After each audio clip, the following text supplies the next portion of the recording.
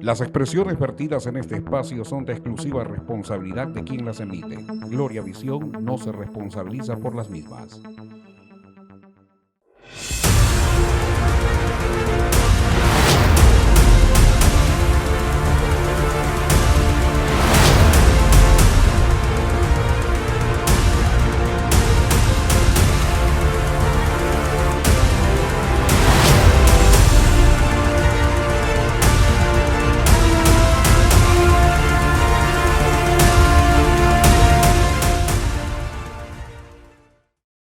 Muy buenos días, amigos internautas. Estamos en una nueva emisión de su espacio Sin Compromiso con Luis Ramírez Chiquito.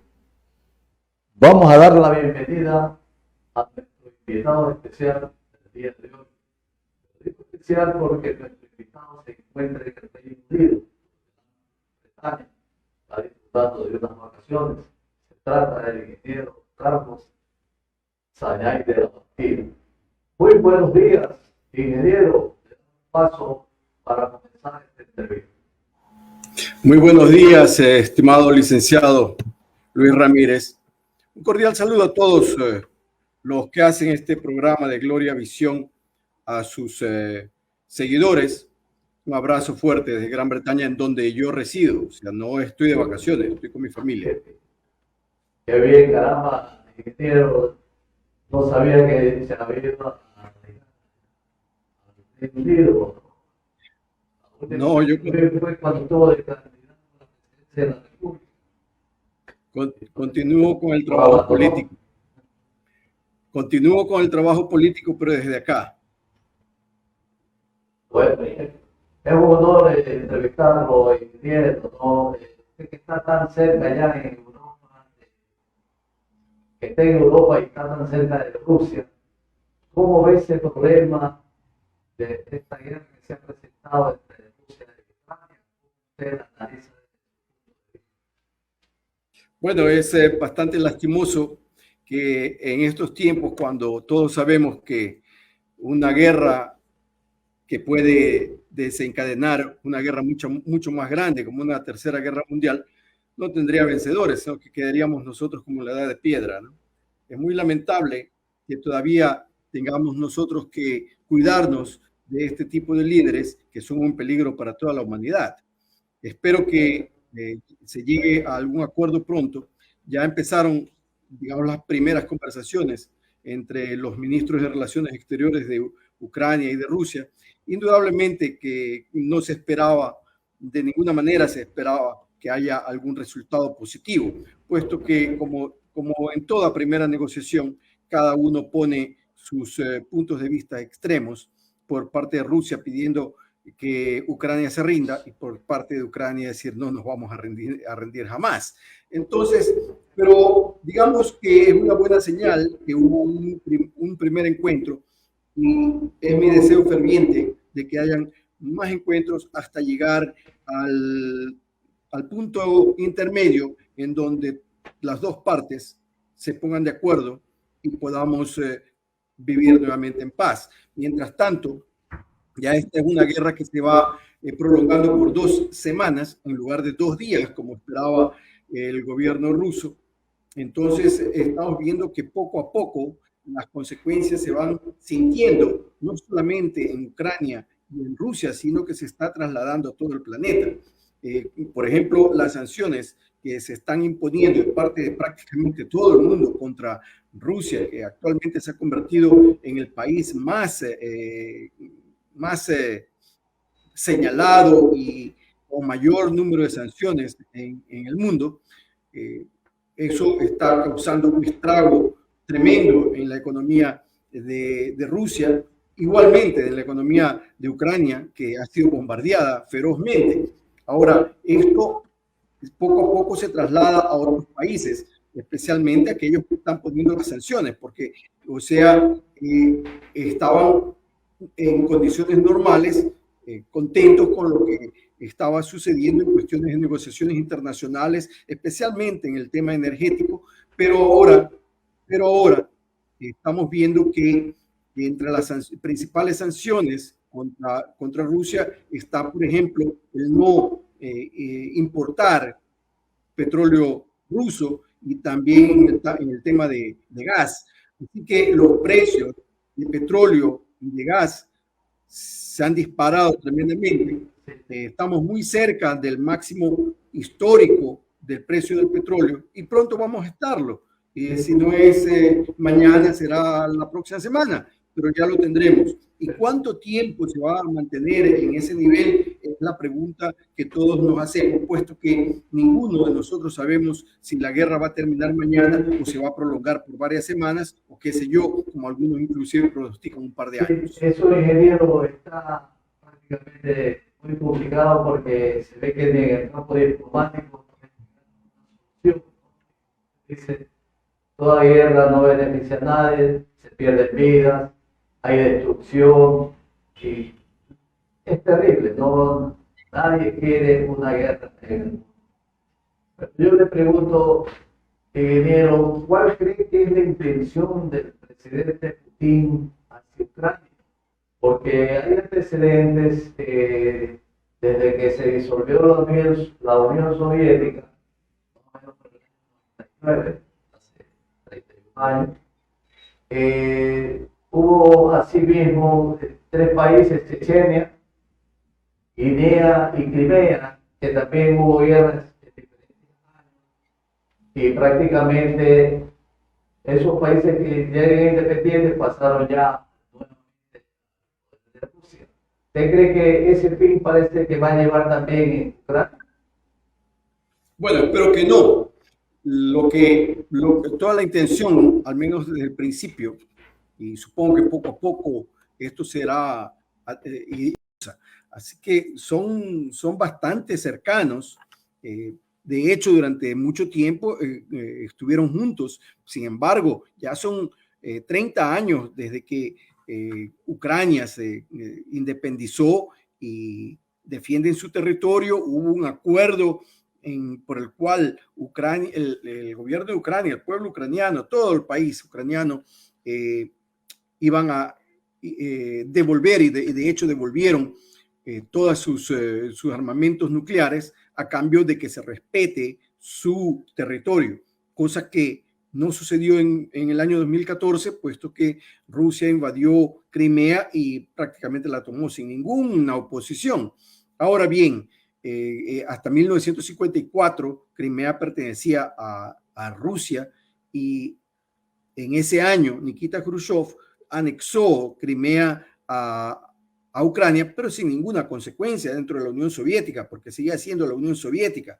Así que era solamente, en mi parecer, algo administrativo, pero que cuando ya se separó Ucrania de Rusia, con la caída de la Unión Soviética, el territorio asignado a Ucrania fue ese que tenían dentro de la Unión Soviética, incluyendo Crimea. Cuando las cosas cambian en el año 2014, también el gobierno ruso agitó y apoyó a los separatistas rusos en el este de Ucrania. Y tengo que decirlo con bastante fuerza, porque esto es territorio ucraniano. Claro que ahí viven prorrusos, que el idioma es en su mayoría el ruso, pero eso no le quita que es territorio ucraniano, sigue siendo territorio ucraniano. Entonces, las guerras que han existido, guerras internas entre el gobierno ucraniano y los separatistas prorrusos del sector de Donbass, Lugansk y Donetsk, eso se ha prolongado y se ha prolongado porque precisamente estas 2 provincias separatistas han tenido el apoyo del gobierno ruso, de tal manera que los reconoció como repúblicas independientes. Es decir, que si no hubiese habido ese apoyo de Rusia, yo dudo mucho que estas provincias separatistas se hubiesen podido mantener como tales.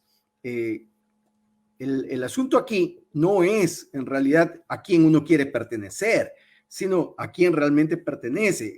Eso es cuestión de territorio. Así que, por ejemplo, me pueden decir supongamos los de la provincia del Oro digan nosotros queremos pertenecer a Perú y ya se pueden ir a Perú o se pueden declarar independientes. Eso no puede suceder. Entonces eso es lo que ha estado sucediendo en Ucrania y obviamente que los gobiernos ucranianos han rechazado eso. Ahora, con esta guerra ya prácticamente están tomándose el sur y el este de Ucrania, aunque no han caído las ciudades más que Gerson. De todas formas, Mariupol está asediada y pronto llegarán a Odessa.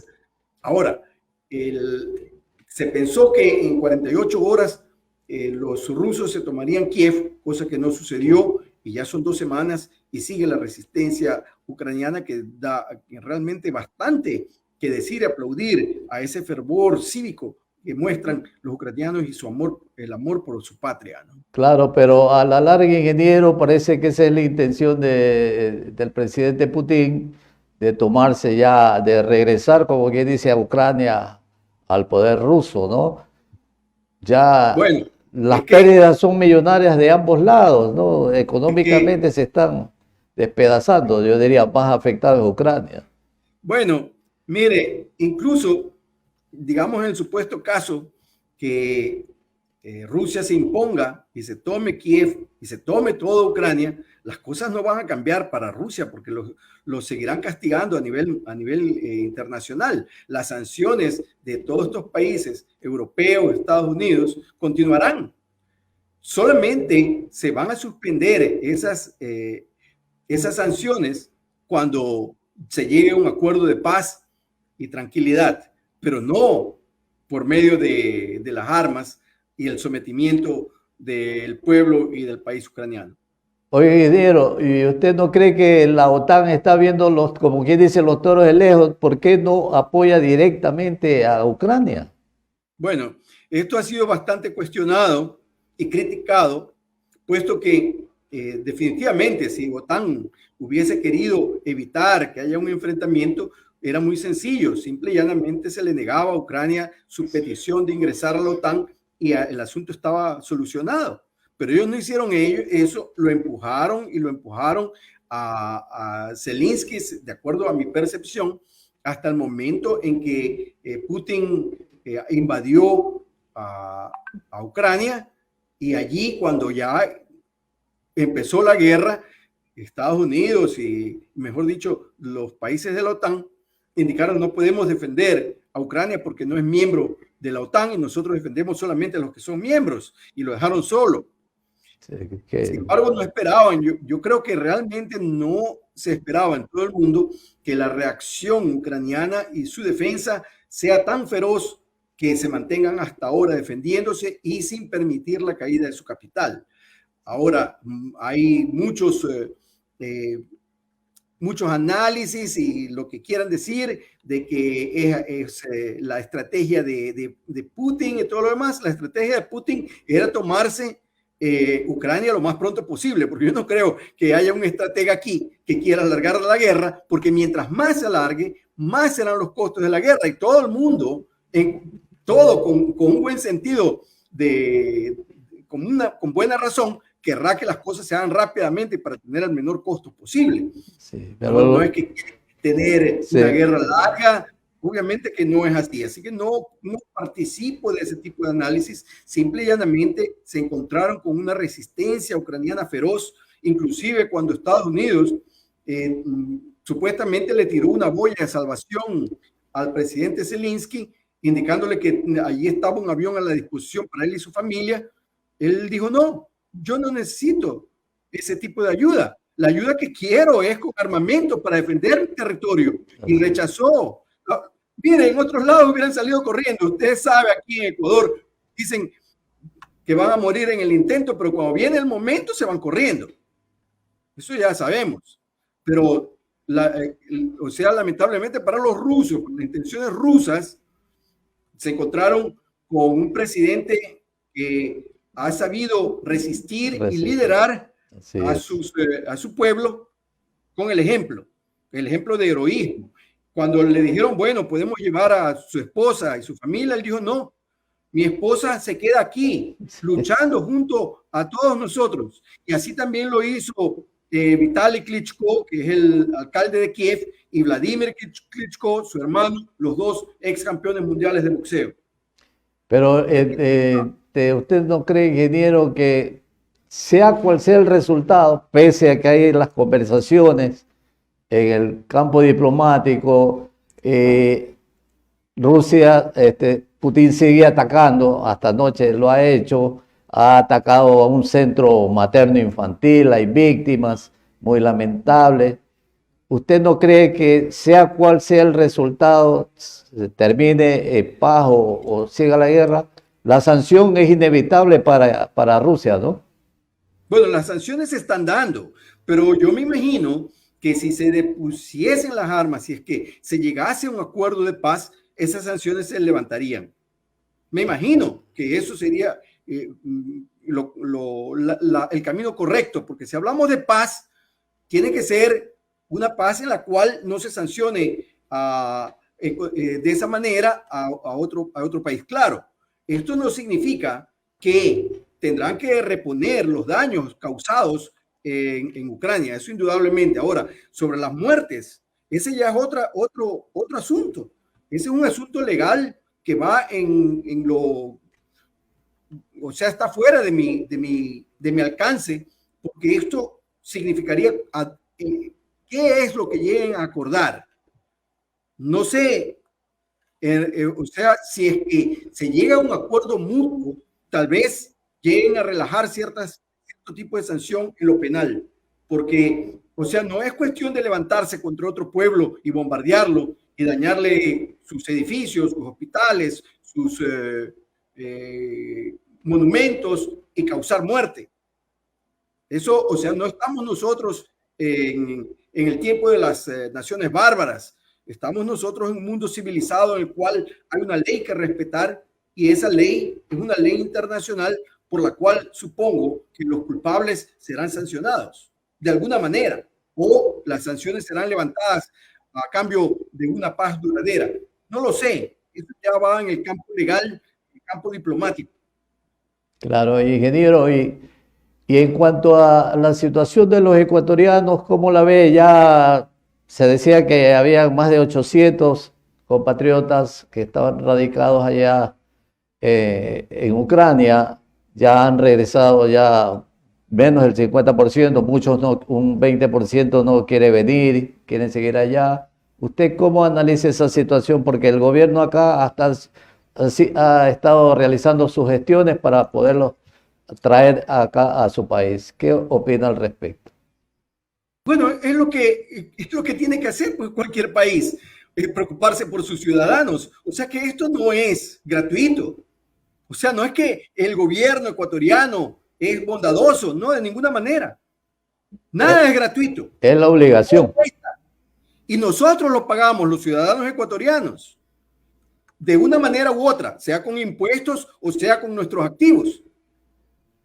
La riqueza del Estado ecuatoriano es la riqueza de todos los ecuatorianos. Y si se usa dinero para transportar a sus ciudadanos que están en peligro durante una guerra, entonces tiene que hacerlo. Y no es que hay que decir que estos señores tienen que estar totalmente agradecidos. Claro que han habido ciertas pretensiones exageradas, pero que no son significativas, porque simple y llanamente se dice no se puede y se acabó.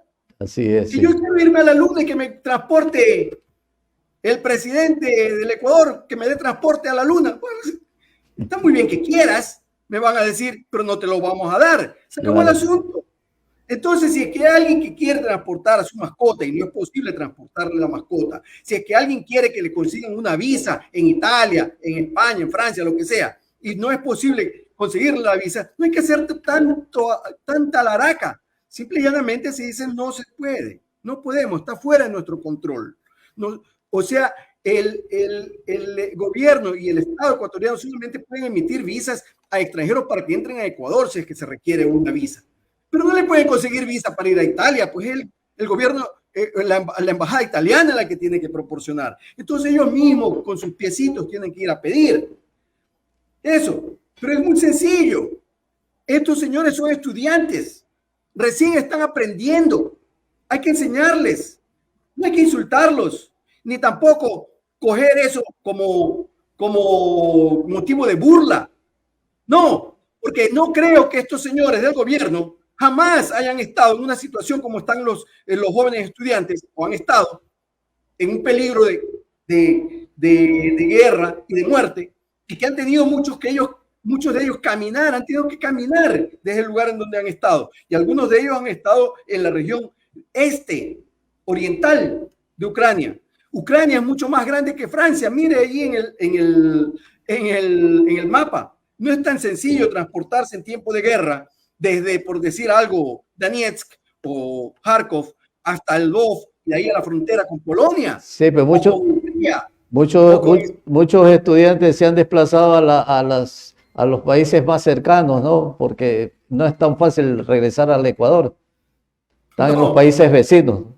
Ahora, lo que yo entiendo es que muchos de ellos se transportaron por su propia cuenta hasta la frontera con Polonia y de ahí les facilitaron de la embajada su paso a Polonia o a Rumania o qué sé yo, los países que están ahí colindando están más cercanos, con Ucrania. Ya, ingeniero. Si esa es la labor, eso es lo que tienen que hacer. Estos chicos han sido enviados a estudiar allá, aunque no hayan sido enviados, aunque ellos mismos se hayan ido por su propia cuenta. Es la obligación de todo Estado, no solamente del Estado ecuatoriano, de proporcionarles la facilidad lo que es necesario para que preserven su vida. Así es. Yo tengo entendido que fueron a patear la puerta al canciller. ¿Por qué le fueron a patear la puerta? No debe ser porque lo vieron que estaba trabajando, pues, en ello. Seguramente fueron desesperados a apurarlo, a que las cosas se hagan rápido, que finalmente se han hecho las cosas medianamente bien. Está bien, se lo felicita, pero es su trabajo. Para eso les pagamos. Así es. No es que es gratis. Así es. No es que es un favor. Así es, ingeniero, tiene toda la razón en eso. Vamos a hablar más adelante de la política, si usted me lo permite, ya que ya entramos al terreno ecuatoriano. Vamos a hacer un pequeño corte, ingeniero, y enseguida volvemos, ¿ah? Por favor. Gracias.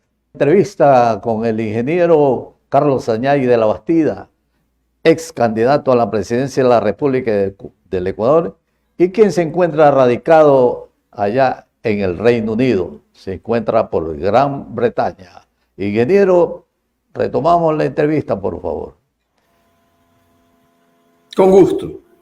Y ya hablando ya en el tema político del Ecuador, yo recuerdo algo tengo de su plan de gobierno que usted presentó, y entre eso que me llamó mucho la atención, le digo sinceramente, es que usted pedía cadena perpetua para los corruptos. Y no pasa nada, pedía que se investigue, que se ponga una comisión internacional para llegar a descubrir los fondos, a dónde habían ido a parar.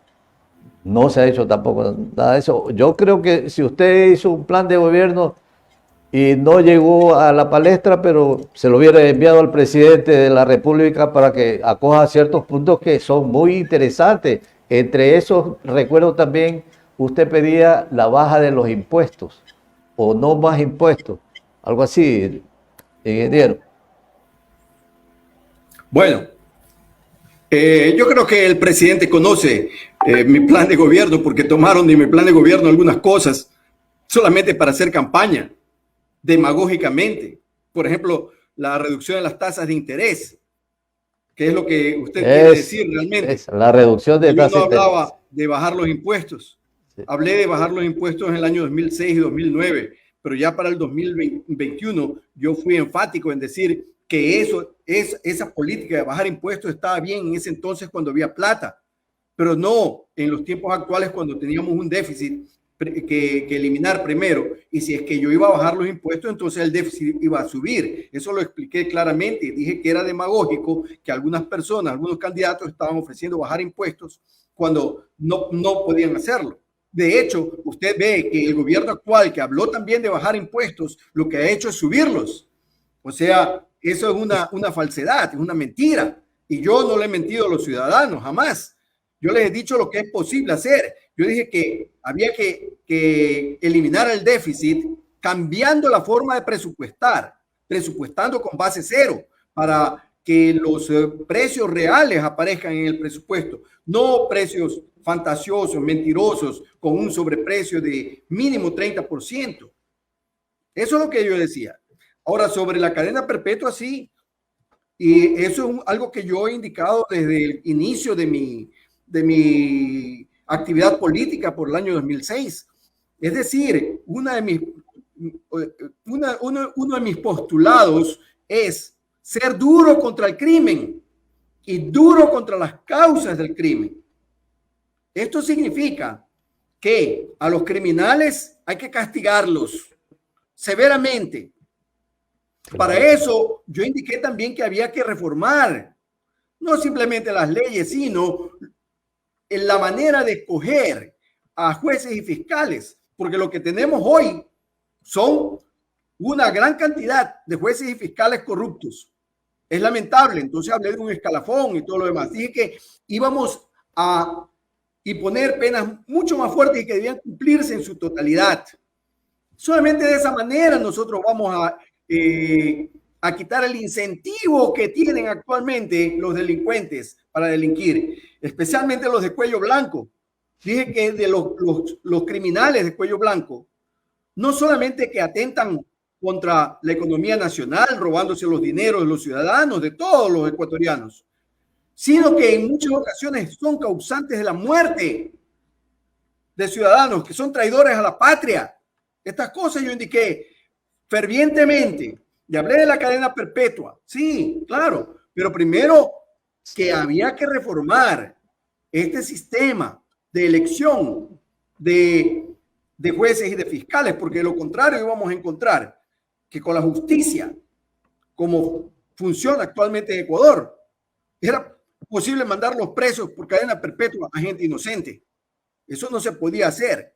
Entonces, esto es todo concatenado. Y dije que era necesario ser duros contra las causas del crimen. Y las causas del crimen son la falta de educación, la ignorancia, la pobreza, la falta de empleo, la falta de oportunidades.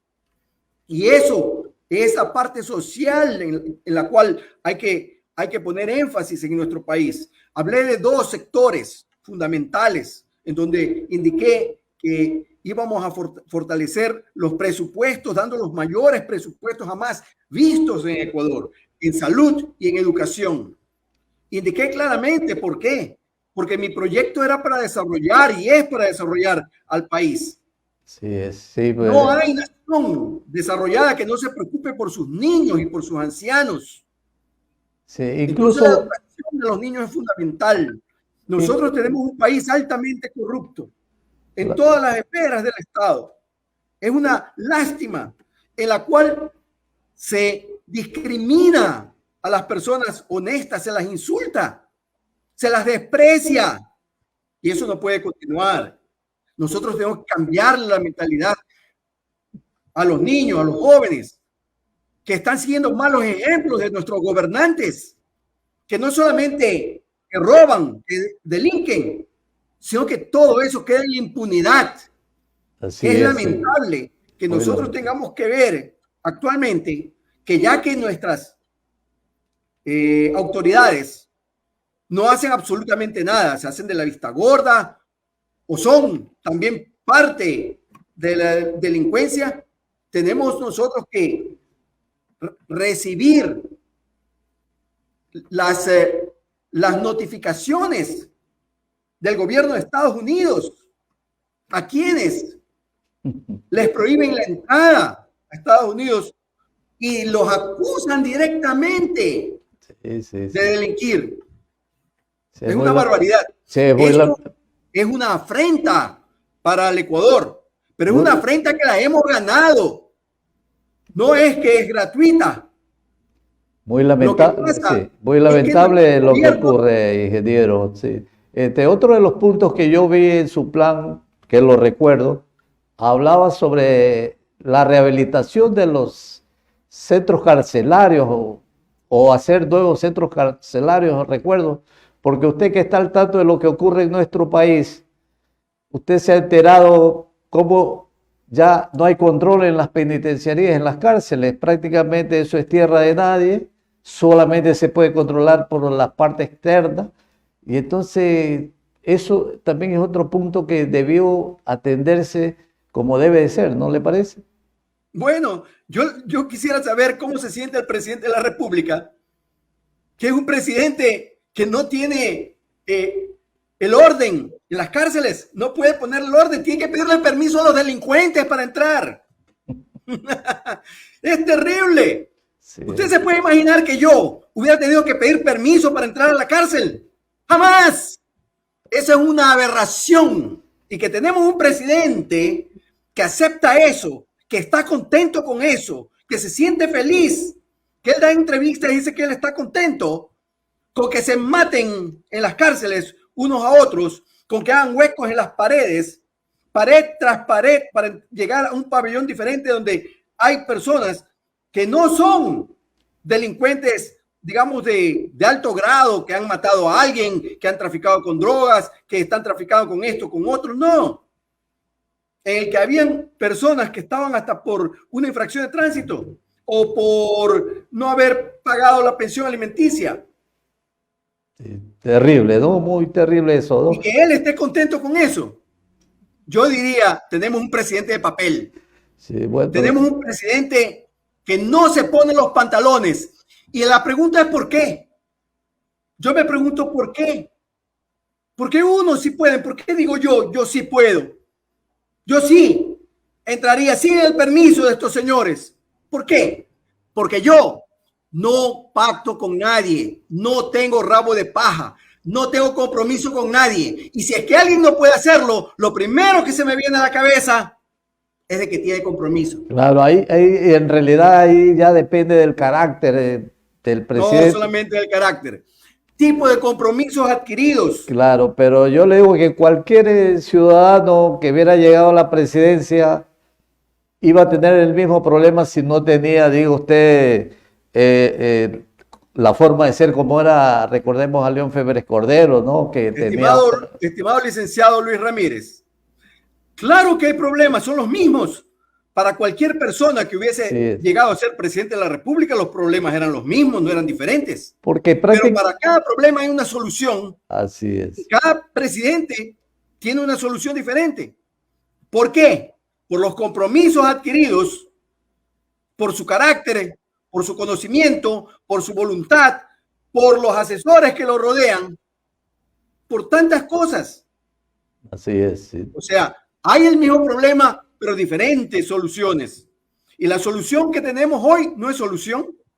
Sí, por ahora nos están matando, pero mañana se pueden estar matando de nuevo. Sí, es muy lamentable lo que ocurre porque acá prácticamente, yo diría, es mi opinión muy personal, le digo, ingeniero, aquí hemos heredado el sicariato, hemos heredado la violencia, el narcotráfico y una serie de cosas de gobiernos anteriores, sinceramente le digo. Entonces, el presidente, como le decía, cualquier presidente que llegaba se encontraba con todo ese cúmulo, aparte de la corrupción que ha habido en el mismo gobierno, ¿no? Pasados.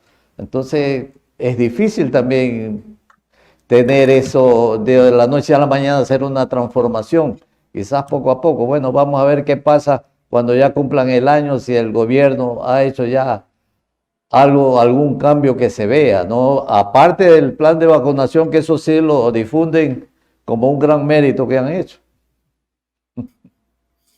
Y los resultados, vacunaron a todos, ¿sí? ¿Eso nos está ayudando en la economía nacional? ¿Cómo? Eso es lo que tenemos que ver. Pero se hacen promesas que no pueden cumplir. El presidente prometió fortalecer las instituciones del Estado.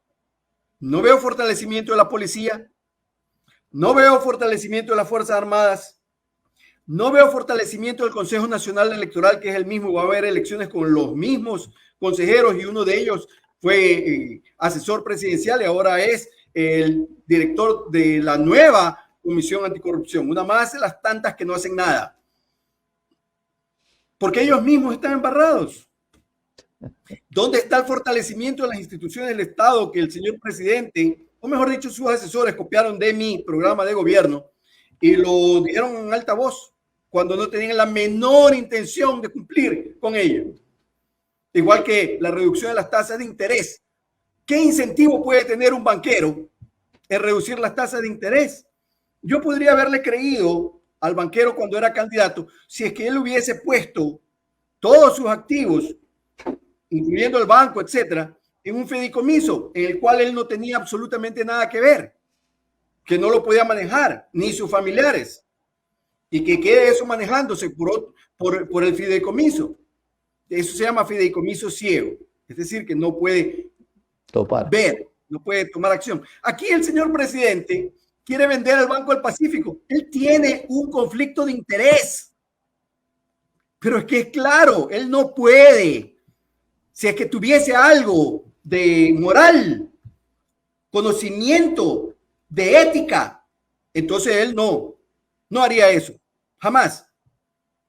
Porque él no puede ser juez y parte, pues vendedor y puede ser potencial comprador, por favor. Aunque él diga que él no lo va a comprar, no importa. Él podría ser el comprador. Y el mismo hecho que hay esa incógnita significa que él no puede vender el Banco del Pacífico. Sí, él no puede hacerlo. Él no es la persona adecuada porque él es banquero y porque tiene intereses. Él en la banca no ha dejado de ser banquero y sus familiares tampoco. Así que por favor, nosotros lo que pasa es que no tenemos aquí gente ética en los puestos de mando. Es lamentable, muy lamentable. Sí. Es terrible lo que ocurre en nuestro país, muy lamentable, ¿no? Ingeniero, y hablando de economía, ¿no? Esto fue el punto de economía, y regresando al problema entre Rusia y Ucrania, nos está afectando a nosotros, al Ecuador, terriblemente, ¿no? Porque se afectan algunas exportaciones, ¿no? Sí, no, porque, o sea, si bien es cierto, afecta las exportaciones a Ucrania y a Rusia, banano, flores, camarón, cosas así. Sí. Por otro lado, el precio del petróleo se ha disparado. Bueno, ese es un beneficio. Y no se ha disparado por unos días. Ya llevamos, digamos, un precio alto de petróleo por bastante tiempo. O sea, no se puede quejar de que los ingresos son bajos. Los ingresos petroleros durante esta administración han sido altos desde su inicio. Así es. Desde su inicio. Porque hemos estado hablando de alrededor de $70 por barril y que ha trepado a cerca de $130 por barril actualmente. Y esto va a continuar mientras continúe la guerra entre Ucrania y Rusia y que no haya signos o señales de que esto va a terminar. Sí. Aún con las sanciones de parte de Estados Unidos, por ejemplo. Por eso el acercamiento de Estados Unidos con Venezuela, porque necesitan los suministros de petróleo de algún lugar. Y qué mejor que sacarlo de Venezuela, que está cerca. Y para eso entonces usted ve que cuando hay conveniencia, entonces se olvidan de la ideología. Entonces, chao Guaidó. Guaidó era el presidente de papel, solamente retórica. Pero ingeniero, a ver, ya que usted está hablando muy frontalmente contra el presidente, ¿cómo analiza a nuestra Asamblea Nacional? También es un mi querido licenciado Luis Ramírez, yo no estoy hablando muy frontalmente contra el presidente. Yo hablo frontalmente siempre. Y yo le deseo al presidente éxito. Aunque hoy día recordaba que hubo fraude electoral.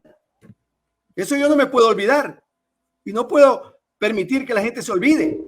Porque hubo fraude. Porque las elecciones fueron hechas con un Consejo Nacional Electoral espurio que no debió haber estado allí. Porque 4 consejeros fueron destituidos por el Tribunal Contencioso Electoral, que es quien tiene la última palabra. Y sin embargo, no hicieron caso. Bueno, entonces, es el presidente porque así lo determinó el Consejo Nacional Electoral, que es manejado por ciertos partidos políticos. Eso tiene que cambiar. El presidente tiene que cambiarlo. Él ofreció el fortalecimiento de las instituciones del Estado. Esa es una institución que necesita fortalecimiento, así como la Asamblea. Y la Asamblea, usted ve que otra pantomima nos engañan o nos quieren engañar. ¿Ah? Cuando la mayoría está a favor del gobierno, entonces es democrático. Cuando la mayoría pretende estar en manos de los que están en contra del gobierno, eso es un golpe de Estado. Eso es antidemocrático. Así es, así Entonces, ¿qué pasó? Que nos hicieron creer que tenían los votos. Partido Social Cristiano, UNES, parte de Pachacutic, tenían los votos, que son 70, tenían 71. Para fiscalizar a la presidenta de la Asamblea, que es completamente normal. A mí no me parece que sea normal. Me parece bien. ¿Cuáles son las intenciones? No sé, pero en democracia eso está bien, es normal. Pero ¿qué resulta? Que a última hora un diputado o asambleísta de UNES y uno social cristiano, se ausentan, no van. Razones domésticas. Sí, pero problemas con transporte. Sí, otro sufrió un atentado, dice por ahí. Sí. Entonces no llegan a la mayoría. ¿Qué significa esto? ¿Qué significa? Que transaron, pues. Que transaron a espaldas de los ciudadanos ecuatorianos a quienes nos quieren comer al cuento. A ver, ingeniero. Nos engañan. A ver, ingeniero, es un sainete, es una burla. Y también no es una forma de darle de comer a quien prácticamente quiere liberarse de todo lo malo que ha hecho, porque tiene una mayoría en la Asamblea. Eso también se ha denunciado públicamente, que todo quiere virar lo que pasa en la Asamblea para hacer serie de cambios que beneficien a los que están en este momento sentenciados, acusados, que se han llevado la plata del Ecuador. Bueno, el presidente de la República ofreció encontrar esos dineros que él dice que son 70.000 millones de dólares robados. A él no le consta. No le consta cuántos se han robado. ¿Qué se han robado? Se han robado. Ahí está la refinería del Pacífico. Sí, pues ahí ya hay una sentencia de por medio. Se robó la plata, ¿no? Claro. Pero yo, por ejemplo, yo me aventuré hace años a decir que eran alrededor de 60.000 millones de dólares. De ahí salió. Porque no creo que haya alguien que haya contabilizado. ¿Cómo van a contabilizar si no tienen ninguna prueba? Yo lo dije, abuelo de pájaro, que me imaginaba. Yo siempre soy claro en expresarme. Yo no acuso por acusar. Bueno, eso ellos conocen, encuentren pues la plata. Claro, pero eso es lo malo cuando un gobierno se apodera de todos los estados y comienza a manejar a Contraloría, Procuraduría, Función Judicial. Entonces las cosas se hacen y van quedando en la nada. Bueno, pero lamentablemente este gobierno ofreció encontrar esos dineros y no hacen absolutamente nada por encontrarlos. Sí. Nada. No se ha encontrado ni un centavo. Lo que sí tenemos es que de Estados Unidos tienen que decirnos a nosotros quiénes son o deberían ser acusados y sentenciados por corrupción. Eso es lo que nos dicen de Estados Unidos. Que dicen que es injerencia de otro país en el nuestro. Pamplinas. Todo Estado tiene el derecho de rechazar a un ciudadano. Yo he entrado y he salido de Estados Unidos desde 1976 por primera ocasión. Y lo he hecho constantemente. Nunca me han dicho que no entre. Jamás. Y entro cada año. Posiblemente. Entro y salgo. No hay ningún problema conmigo. Bien, ¿Por qué la embajada de Estados Unidos o la Cancillería de Estados Unidos le niega la entrada y lo hace público? ¿Por qué? Tienen todo el derecho de hacerlo. Ellos son los administradores de quién entra o quién no entra a su territorio. Ellos lo son. Y si quieren hacerlo público, lo hacen público. Aquí no hay ninguna injerencia. Están en todo su derecho. Así Igual es. como nosotros ecuatorianos, la Cancillería ecuatoriana tiene el derecho de decir, miren, nosotros le hemos negado la entrada al señor fulano de tal de Estados Unidos, por las razones que quieran. ¿Cuál es el problema? Así es. Ellos se lo niegan y ya. Y Aquí eso, se lo niegan a ciudadanos ecuatorianos por motivos de corrupción. Es un mensaje que están enviando. así es, sí. Acá en Es un cambio, mensaje, acá en pero que cambio, no están fuera de su derecho de hacerlo. en cambio Lo que están nosotros diciendo es acá que nuestros dejamos, gobiernos son corruptos. claro, Eso es lo que están diciendo. acá en el Ecuador en cambio dejamos salir a los que van robando. Cuando no les impiden, no deben impedirle la salida. Ingeniero, ha sido un gusto conversar con usted y un gusto también verlo casi a los 2 años. Y me alegro que se encuentre bien de salud. Habrá Gracias. oportunidad en cualquier momento de retomar una entrevista si usted gentilmente nos las concede. Con mucho gusto. Y no sé si preguntarle si va a venir nuevamente al Ecuador o ya se queda por allá. No. Yo sigo, mi corazón está en Ecuador. Siempre he estado en Ecuador. Bueno, Quiero puntualizarle. Yo bueno, soy un emigrante forzado. ¿cuándo Forzado. estará de vuelta por acá, pues, candidato? Pronto. ¿Ah? Yo tengo Cuando sea compromisos candidato. familiares al momento. Tengo compromisos familiares que cumplir. Ya, perfecto. Pero no, mi corazón siempre ha estado con Ecuador. Jamás ha estado fuera de Ecuador. Así Por eso es. cuando estoy aquí sigo conectado con Ecuador. Como usted ve, estoy al tanto de absolutamente todo, Sí, porque sí, hoy sí. ya no es necesario estar en Ecuador para conocer lo que está sucediendo. Así que a Dios gracias, tenemos esa facilidad que no existía antes. Pero no, como le digo, yo soy un emigrante forzado. Yo nunca pretendí emigrar de Ecuador. Yo salí de Ecuador en 2 ocasiones, con el propósito de salir. No Ya. porque ahora yo viajo y todo lo demás, no. En 1974 me fui a la Unión Soviética y volví en 1980. Y en 1984 salí por 15 meses. Ese fue el objetivo, salir por 15 meses. Qué bien. Y de allí hubo unas manos negras. Sí. ¿Cuáles son esas manos No negras? voy a contar esa historia el día de hoy. Bueno, en Algún día lo contaré. en una Pero próxima eso- entrevista hablamos de las manos negras. ¿Qué le parece, ingeniero? Eso me forzó quedarme aquí en Gran Bretaña, Ya, donde pues. tengo mi familia. Bueno, Y las que me ha conoceremos podido bien. en algún momento, ingeniero. Bueno, nuevamente, muchas gracias, ingeniero, Ustedes. y que Dios me lo bendiga por allá, ¿no? Gracias. Igualmente, Felicidades. bendiciones para ustedes. Gracias, Licenciado, muy ha sido un amable. placer.